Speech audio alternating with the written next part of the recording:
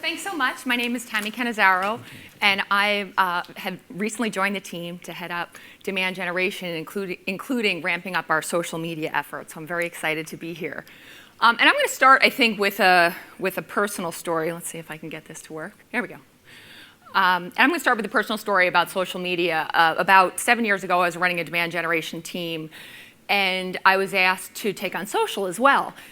And this was a little bit of a crisis for me because I had never engaged in any social activity whatsoever. I had never tweeted. I didn't have an Instagram account. I wasn't on Facebook. I just wasn't that social. So I started to, I opened a Twitter account and I started to get engaged. And I remember my first tweet was, "I am working," because that was all I could think, because that's all I was doing was just working. I didn't think I had anything tremendously interesting to say.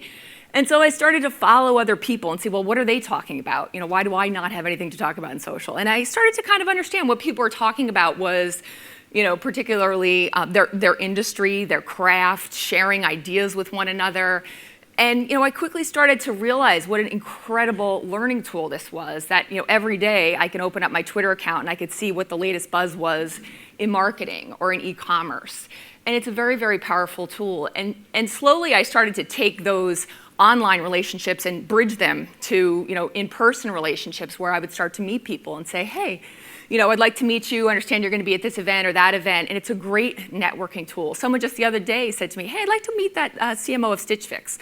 And I just tweeted her and said, hey, was wondering if you'd like to meet when you're out in San Francisco. Sure, she said. Love to meet. Let me know when you're out there. And I think, social media has this sort of little bit of a halo around it that you can really reach out to people.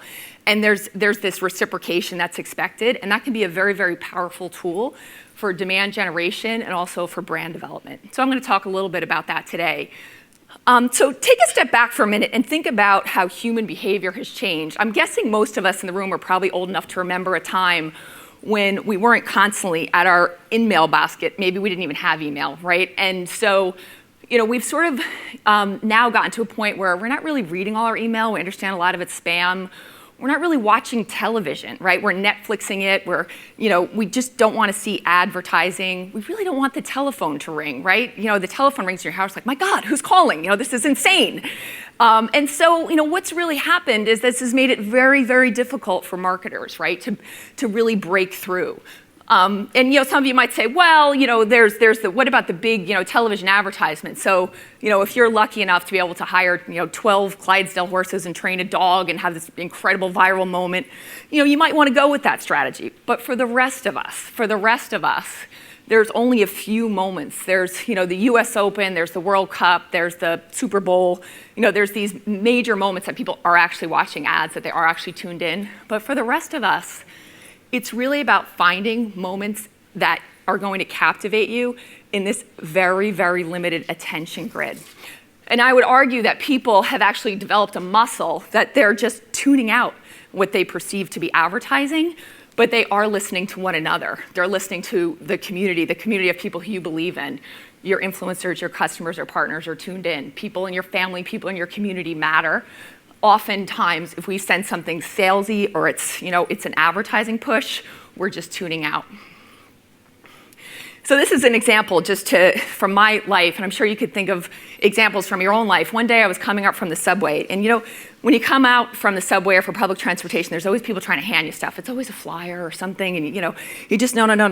And one day, this guy was actually handing out money, and I was like, no. And I thought, well, I could have probably accepted money, but that's how strong that reflex, that muscle is. And so as marketers, we really need to try to break through that. And for some of these mediums, I would argue it's pretty much impossible. Here's a Google heat map, right? And so this illustrates in a digital way what I've just talked about in an in-person way. People just aren't looking at the advertising. They sort of intrinsically understand that the organic is here. So this is why it's so, so important to really develop the organic conversation around your brand, because people are more and more tuning out the paid. And guess what a major, major influence of organic is? Social media. I would argue that social advocacy is the major tool in our toolkit right now that really gives us authentic reach. Think about the last product that you learned about. Doesn't matter what it was. May have been something you grabbed at EMS or something you grabbed for your kids. You probably heard about it from someone. Either someone told you about it, oh, there's this great new product, or someone bragged about it, like I just got the new Apple Watch, or one of your friends said, oh, I went hiking and there was this cool. Less and less often, it's from an actual ad that you saw on television. So think of this analogy of if I kind of draw this forward a little bit to an analogy of the way we used to kind of develop a brand was more along the lines of the big Budweiser commercial with the Clydesdale horses, right? It's that perfect apple, that perfect, beautifully crafted message, and very one way out to an audience, developing this, this brand awareness and this perfect picture of your brand. Very consistent, very expected. Today, I would argue that brand development is really more about building a collection around your brand. It's a collection of partners, customers, influencers, families, communities, and they all have their each impression. I think you have to be a little comfortable with, it might not be perfect, their impression of your brand might not be the same as your impression, but together it can be very, very powerful. And the good news is that this idea gives you much greater reach, right? A bag of marbles actually has 300 times the reach as that apple. And so I think being able to compete with some of these bigger brands and these mass advertising budgets, in my mind, the way to do it is really through social advocacy and social reach. So I'm going to talk today a little bit about how you can do that. And this, for those of you who don't like the analogies, this is a really basic example that I really love. So if I asked you to stand up and say, I am a fantastic person, what would your impression be? And your name, John. What would your impression be of John? Kind of a jerk, kind of arrogant, right? Not loving John. If I say John is awesome, I love John, he's fantastic at what he does, he's a smart business person, you pretty much believe me, right? And that phenomenon, I might have been paid to do so, but it doesn't matter, right? Coming from another person, that opinion coming from someone else about you is very, very, very powerful. So I'm going to talk now about I'm going to give you quick 10 tips on building a social engine. And I'll be here at the conference and we can talk more if you want some more that apply to your brand. I'm always happy to talk about social media. I really enjoy it, and I enjoy using social to drive business. So the first one is build employee advocacy. I can't say enough about getting your employees active. Just the other day, I was at a trade show floor, and I was talking to this guy, and he was the smartest guy I have ever heard talk about media attribution. I mean, the depth of his expertise was quite impressive. And I said to him, Jim, do you ever blog or write or tweet? Are you active on social? And he's like, well, no, I'm not really an executive. I don't really engage in that kind of thing. And I thought, well, that doesn't matter. Get out there, expose your influencers, expose the experts. They might be, the young college kid that just started, who's brilliant at, design or has an opinion. It's not so important that they're, the most senior person in your company. It's more important that everyone actively participates in your brand engagement. 2, find the influencers. I often will just tweet influencers and ask them, I'll invite them to dinner, I'll invite them to a conference, I'll get to know them. I'll do for demand generation, I'll say, hey, would you like to speak at a webinar series? And you'd be surprised, especially today, people are trying to build up their influence. So people often will be very happy to speak, to be featured in an ebook. I get asked all the time, oh, Tami, would you write a little blog on demand generation? We're putting an ebook together with 50 people, and sure. And then, I'll write it, right? I do the work, they put it in there, and then I'll tweet it and share it, right? So it's a bit of a game, but it actually really works, and it's quite compelling because now you've tribed up with these 50 influencers and they're talking about your brand.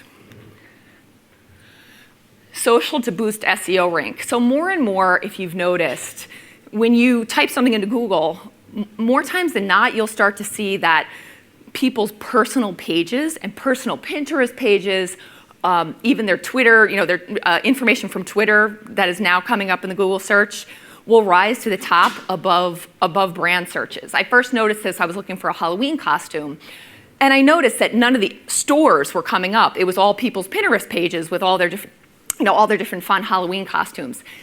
This is very, very powerful. This means that more and more what people are saying about a given topic, people are becoming the experts as opposed to the brands. That shift is something that if you're in front of can be very, very powerful. And you can really, it helps you to compete with these major, major ad budgets for paid search that you're up against often. Write a blog, write content. Content marketing is so huge right now. Make it meaningful to people, tie your brand with a powerful message that really adds value, right? Don't always be selling. Make sure you're adding value on a topic. You're being seen as the trusted expert.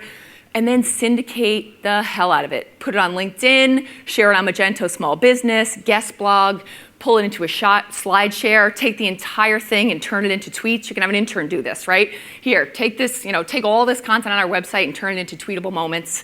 That kind of thing, just to really make sure you're driving it out there. We're also doing a lot of paid social now. Paid social really helps to increase your reach as well. Engage with relevant, timely content. So these are some cute examples of some brands that have done this, but the thought is, if it's Valentine's Day, send a love note to your customers. If it's the Grammys, do you have a relevant tie into the Grammys? Ben & Jerry's did this when they legalized pot in Colorado. Warning, stores are selling out of Ben & Jerry's in Colorado. What's up with that? The joke being that Ben & Jerry's has always been associated as a, sort of a oatsy brand that people would, who smoked pot would care about. But they tweeted into it. It was a little edgy. It went viral. Use the data to know your customers. So we often use social data to really understand your customers so then you can better target them for demand generation. You could better understand what they're searching for, what they care about. Their behavior on social will tell you a lot about their brand. So about how their affinity for your brand or potentially their readiness to buy. So when you think about social data, to give an example, let's say you're doing a display campaign and you're retargeting customers. You want to really think through who do you want to retarget. So we'll take our email list, we'll retarget that email list, we'll retarget people who follow us on Facebook, we'll retarget people who follow competitors on Facebook, right? And in that way, you're narrowing the aperture in terms of who you're targeting and getting very targeted and understanding. Here's a nice one, gender, right? You can do women who code, right? Women who care about commerce, whatever it is. If you can get just a little bit more targeted, it's going to be relevant and it's going to help break through. Meetups are a great way. They're very cheap. They're happening all over the world, and they give you authentic reach. Send your employees, have them going to meetups. Sometimes these are nothing more than 10 people, very local within a city on a topic. You can give demos. You can have it be an e-commerce talk. You can have it be a data and analytics talk, whatever you want. You just sign up for these meetups, and it's a great way to sort of turn your social into a local moment where you're engaging on the ground. Build community, add value. I think this is a really important one to figure out the community. People are tending to sort of tribe up, as I call it these days. So I belong to the Digital Society of Chappaqua. There are like 10 people in it. Is that moving the needle? No, but if every single person in this room belong to a digital community in their own towns, in their own communities, it starts to expand, right? It starts to really build and build and build on one another. And so this is why I think the Magento community is so important, because to the extent that we can share and build on one another and each own a community and share that community and that message, it can be very, very powerful. 9, curate social content and become the expert. So you don't always have to write your own content. Often on social, you can actually find great content. And as long as it's not, about a competitor or go against the grain of your message, feel free to share others' content, especially if you're wanting reciprocation. So we'll be making sure we're doing a lot of that, sharing your content, your blogs, your stories, your customer successes, because that's going to raise all boats. And then 10, build a personal brand. This is my friend Brian Eisenberg. He's built himself over the past 5 years. He lives out in Texas. He has become the reigning expert in data and analytics, and he goes all over the world and talks about data and analytics. So how did he do this? He just simply, he writes a blog, he speaks. Everybody has a TED Talk, right? He does a TED Talk on a great message around analytics. And often a lot of these guys are also writing books, which cost about $5,000 these days and get you out there on the speaking circuit. So building up your personal profile and picking those people in your organization who you think really could stand up as industry experts in their space can be very, very powerful as well. And so those are my 10 tips. I hope I've convinced you how important social can be and supporting the Magento community with a strong social fabric. I would encourage you to share social content, author a blog, get engaged on the LinkedIn community, become an active fan, and help us to ignite the conversation. Thanks so much. And I'll be here if you have any questions or want to talk about details. We'd love to. Thanks.